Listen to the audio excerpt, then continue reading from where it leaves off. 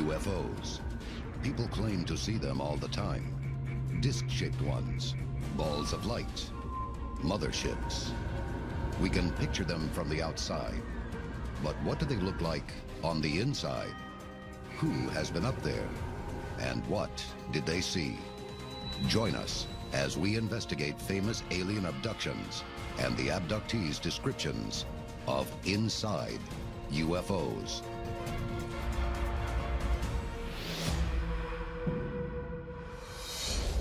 A global effort has begun.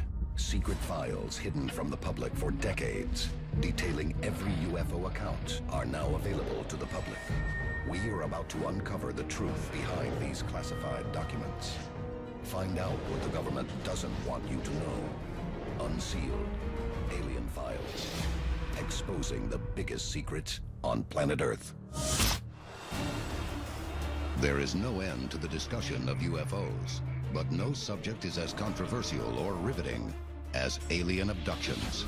And alien abduction is the only type of encounter in which eyewitness testimony can reveal details about the inside of unidentified flying objects. Details that can help us understand how aliens live and what they want.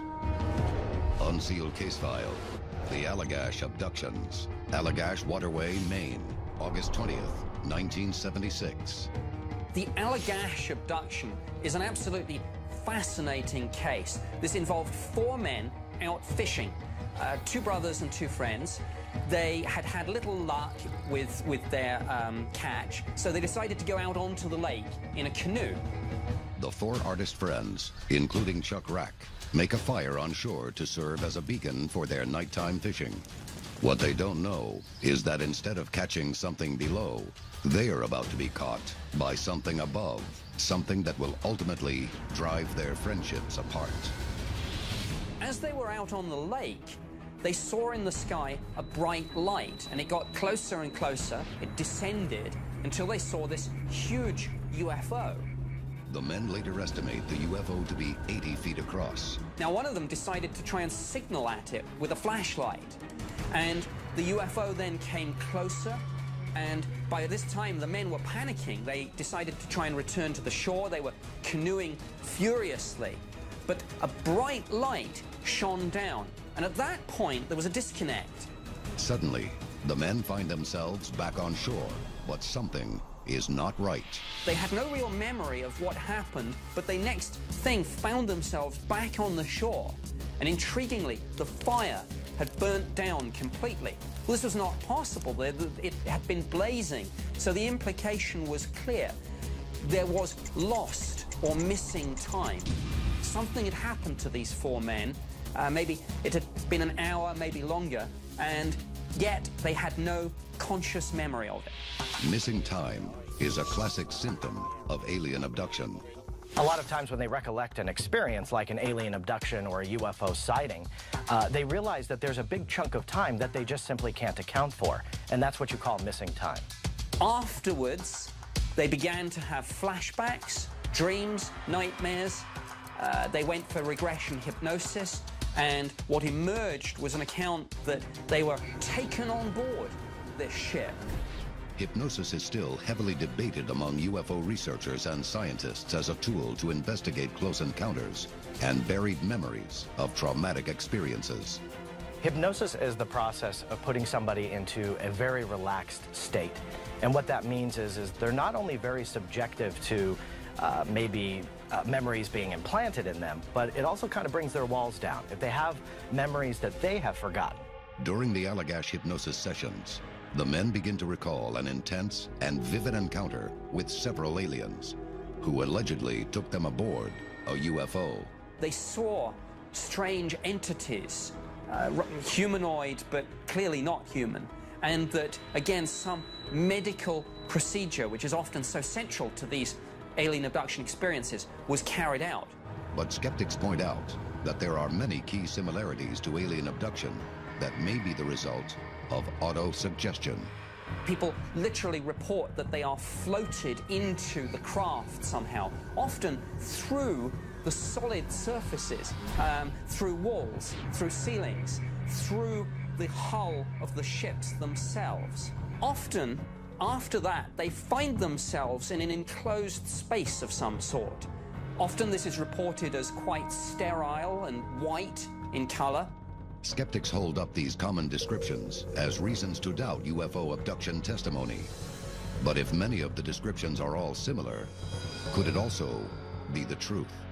There are frequent reports of a table or a raised platform in the center of what's often described as a fairly round but otherwise featureless space. When you listen to stories of abductions and the settings that they will recollect, some of them and most of them will actually remember being in some type of medical room, medical examination room with equipment around and their abductors above them. But you have to assume that that's not the only part of the ship. Coming up, we investigate a famous abductee couple who are shown much more than just the medical room inside a UFO. This is Unsealed, Alien Files. Welcome back to Unsealed Alien Files. Many abductees provide similar reports of being taken by aliens to medical rooms inside UFOs. Skeptics and believers all have the same question. Why? Unsealed case file, the Betty and Barney Hill abduction. September 19th, 1961, Portsmouth, New Hampshire. This was a case of a couple returning home late at night, driving down the archetypal lonely country road near Exeter, New Hampshire. Betty and Barney Hill were driving down the highway when they witnessed a UFO. The couple initially describes the craft as multicolored lights flashing across the moon. The UFO rapidly descends, and Barney stops their car in the middle of the highway. A huge, silent, disc-shaped craft hovers in front of them. Using binoculars, Barney claims to see 11 humanoid figures staring out of the row of windows. And as the craft then hovered over their car, cast a big light down on them. Fearing for their lives, the couple jumps back in their car, but are pursued by the UFO. The next thing they know, they wake up 35 miles farther down the road. This was a route and a journey that they were familiar with.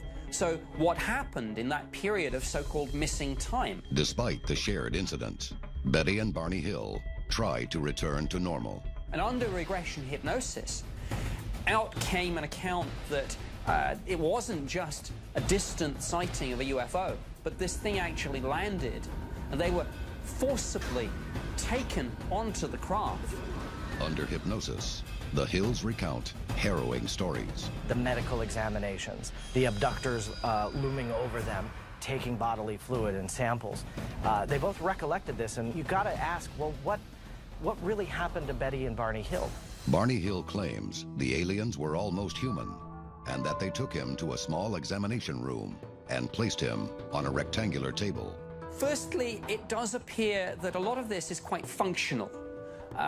It's minimalistic, it's sterile. If people report a medical procedure or physical examination, the parallels with our own operating theaters are quite interesting. But the similarities don't end there. There are also motifs, I believe, that one can recognize from science fiction. And of course, the relationship between sci-fi and ufology is complex. Skeptics say abductees borrow from sci-fi. Other people say it's the other way around. But during Betty Hill's therapy, she reports that the human-like aliens scraped her skin with a knife. They also pierced her with a needle. And she even held a book written in a language she did not recognize. But what are the abductees really seeing? And why, despite the traumatic events, are their surroundings eerily familiar? One phenomenon that's been noted with a lot of the abduction reports is what's called cultural tracking. The idea that the technology the abductees report is almost just a little bit ahead of us, our own technology, but not so far ahead of us that it's indistinguishable. A viewing screen is obviously a viewing screen. A computer does seem to be a computer, even though it's different in some respects from our own. So there's a sort of familiarity here which may explain why experiencers and abductees who are in different parts of the world that experience different abductors with different physical features, why the ships themselves are different as well. With so many common similarities across many abductee reports, the question remains, is alien abduction testimony merely a fabrication? Or is it an attempt to make sense of something beyond human comprehension? Coming up, we reveal the vast interior of a UFO mothership from one of the most well-known alien abductions of all time. This is Unsealed, Alien Files. Welcome back to Unsealed, Alien Files. Many abductees who have allegedly witnessed the inside of a UFO report surroundings of a strangely familiar, yet advanced technology. But one man's now famous encounter describes something much more. A mothership. Unsealed case file, the Travis Walton abduction. November 5th, 1975, Apache Sitgreaves National Forest, Arizona. Travis Walton is employed on a logging crew in Arizona. After his shift ends, the crew drive back to camp. When a bright light appears just off the road, Travis decides to get a closer look. Now, Travis Walton was a bit of an extrovert, a bit of a daredevil, and while all his friends and work colleagues were screaming at him to get back in the truck, Travis Walton actually walked towards this UFO, almost like he was challenging it, like quite aggressively. But suddenly, Walton is engulfed by a beam of light coming from the UFO, and he disappears from view. At this point, he was struck by a beam, and it literally took him off his feet, threw him through the air, and his colleagues thought that he had been killed. Walton's co-workers drive away in a panic and later report his disappearance to the local sheriff. But 5 days after the incident, Walton's brother-in-law receives a call. Travis Walton himself turned up some days later, disorientated, disheveled, miles away, with little recollection of what had happened to him. It was only later, under regression hypnosis, that a fuller story emerged. Travis tells a terrifying story of being subjected to invasive medical examinations and extended confinement. Over the years, Travis Walton has agreed to sit a number of polygraph tests. Now again, if somebody was lying or had something to hide, I suspect he would have avoided putting himself in that position. If alien abduction is truly happening, what do the abductors want? If an intelligent civilization comes here and sees an incredibly inferior race, and their question is, how did the human race get there? How did this life form that has made these big buildings and they drive around in these cars, how did they come to be? Well, what are they going to do? We could probably safely assume they're going to do the exact same thing we would and experiment. While Walton's claims of a medical exam are a common thread among abductees, it is his description of the inside of the ship that defies explanation. He talks about multiple rooms, and he seems to have had some freedom at some point to move around within the interior. He saw, for example, one space which he almost likened to a planetarium. Walton describes a domed room with what seems to be a control chair in the center. He sat in this thing. There seemed to be some sort of controls. He played around with them, and it was almost like like you see in a planetarium where stars appear on the ceiling. Now, he figured it probably wasn't a good idea that he continue to play with these controls, but it's one of the rare instances we have in an abduction account of somebody actually getting to try out the technology for themselves. Walton is then escorted to another room in the spaceship that he claims is as large as an airplane hangar. He reports this as being a cavernous area where within the ship there were all these smaller craft, rather like the one that he was taken into. Walton witnesses multiple disc-shaped craft parked in the room that are each up to 60 feet in diameter. The intriguing parallel here is, I guess, the idea of an aircraft carrier. I mean, people talk in the UFO field with alien abductions about scout ships and motherships. It's clear from Travis Walton that he was taken from a scout ship onto a mothership. Are UFOs encountered on Earth merely the pathfinders for a colossal mothership? Again, if one considers Travis Walton's account of all these other spaceships just existing within one space in the larger ship, it gives you some sense of perspective here. It tells you that the mothership must be huge. And I mean, some alien abduction accounts talk about spaceships the size of strip malls and football fields. Clearly, that's what Travis Walton was dealing with. When you look at the stories about the shape and the size and the color and the texture of the alien spaceships that these abductees are taken away in, there just are a wide variety of species and types of craft, or UFOs, that are visiting us and are above our skies. Up next, we investigate alien abduction behavior and discover that it may not be much different from our own.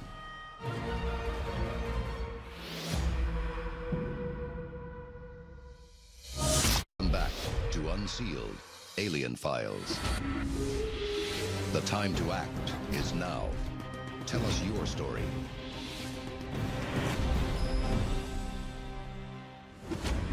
Alien abduction evidence suggests that UFO motherships may be hiding in our orbit and sending scout ships to examine our planet and its various life forms, including the human species. But some experts maintain their actions and methods are not unlike our own. Now, alien abduction tales are very hard to believe. It's a tough pill to swallow, don't get me wrong. But when you truly compare it and contrast it to the human race, to the science that we know, that we've learned from, that we've developed in just the last 150 years, when you look at that, we're on the same path. There's absolutely no difference between these crazy stories that some like to dismiss as just being fantasy versus our science that we've already done. So I think we're just pretty much on a crash course for the same path. It's just a matter of who's going to do it first. In all of these abduction reports, what's really critically missing is some absolutely definitive corroboration. Eyewitness testimony is important, and when it's corroborated independently, that's evidentially significant. But what we really need is information. And I think it's only a matter of time that if abductees are truly experiencing these types of rides on an alien spacecraft, some of them are more joyous than others, admittedly, but if they really are experiencing this, I think one day our digital technology will capture it.